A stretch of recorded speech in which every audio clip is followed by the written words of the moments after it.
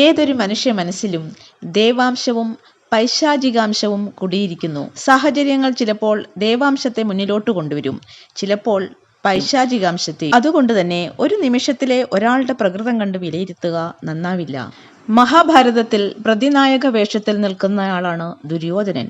കഥകൾ കേൾക്കുന്ന പ്രായം മുതൽ നമ്മൾ കേട്ടിരിക്കുന്നത് ദുര്യോധനന്റെ ക്രൂരതകളാണ്. 101 കൗരവ സഹോദരരിൽ ഏറ്റവും മൂത്ത ജ്യേഷ്ഠനായിരുന്നു ദുര്യോധനൻ. തന്നെ സ്നേഹിക്കുന്നവരോട് എന്നും സ്നേഹവും കരുണയും ഉണ്ടായിരുന്നു അദ്ദേഹത്തിന്.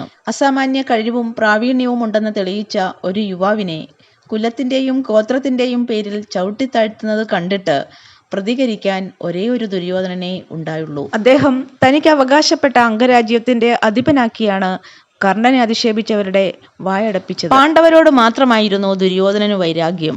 പാണ്ഡവരിൽ ഭീമസേനാൽ കൗരവർ വല്ലാതെ പൊറുതിമുട്ടിയിരുന്നു. ഭീമസേനൻ ജീവിച്ചിരുന്നാൽ അത് തങ്ങൾക്ക് ആപത്താണെന്ന് മനസ്സിലാക്കിയ കൗരവർ ഭീമസേനന് വിഷം കൊടുത്ത് കൊല്ലുവാൻ ശ്രമിച്ചു. ഭീമസേനൻ നിമിത്തം കൗരവർക്കുണ്ടായ ബുദ്ധിമുട്ടുകളെക്കുറിച്ച് ആരും പറഞ്ഞില്ല. പിന്നീട് പാണ്ഡവരെ വധിക്കുവാൻ അരക്കില്ലം തീർത്തുകൊടുത്ത് അതിൽ താമസിപ്പിച്ച് അരക്കില്ലത്തിന് തീ കൊടുക്കുവാൻ പദ്ധതിയിട്ടതും ദുര്യോധനൻ തന്നെ. ഈ പദ്ധതി നേരത്തെ മനസ്സിലാക്കിയ വിതുരർ ആ ഗൃഹത്തിനുള്ളിൽ ആരുമറിയാതെ ഒരു തുരങ്കം നിർമ്മിച്ചിരുന്നു.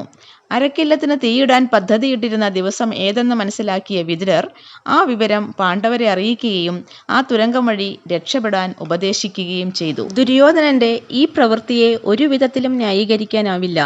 സ്വന്തം സഹോദരങ്ങളെയും അവരുടെ മാതാവിനെയും ചുട്ടുകൊല്ലുവാൻ ദുര്യോധനൻ തീരുമാനിക്കുമ്പോൾ അയാളിൽ നന്മയുടെ ഒരംശം പോലും ഉണ്ടെന്ന് ചിന്തിക്കുവാൻ നമുക്കാവില്ല.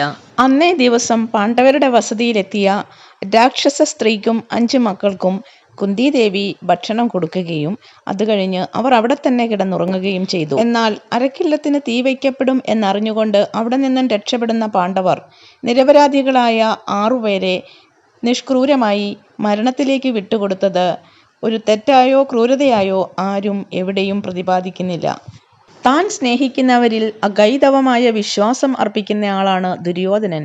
ഒരിക്കൽ കർണനും ദുര്യോധനന്റെ പത്നിയായ ഭാനുമതിയും ഒരുമിച്ച് ചതുരംഗം കളിക്കുകയായിരുന്നു. ആ സമയം ദുര്യോധനൻ അവിടേക്ക് പ്രവേശിച്ചു. ദുര്യോധനനെ കണ്ട ഭാനുമതി ബഹുമാന പുരസ്സരം എണീറ്റു. എന്നാൽ കളിയിൽ മുഴുകിയിരുന്ന കർണൻ ദുര്യോധനനെ കണ്ടില്ല.